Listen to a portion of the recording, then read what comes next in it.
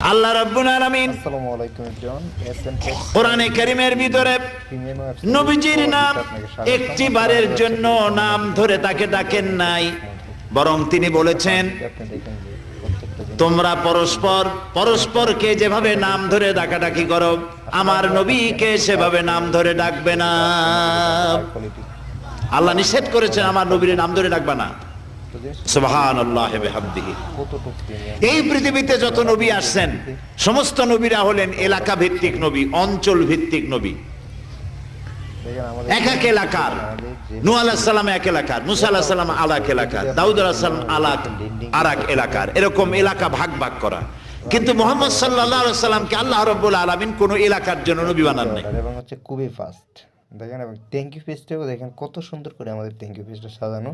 চাইলে আপনি এই জায়গা থেকে ডাউনলোড করতে পারবেন, ঠিক আছে? ইনভয়েস ডাউনলোড করতে পারবেন, যে ইনভয়েস আমরা ডাউনলোড করে ফেলছি।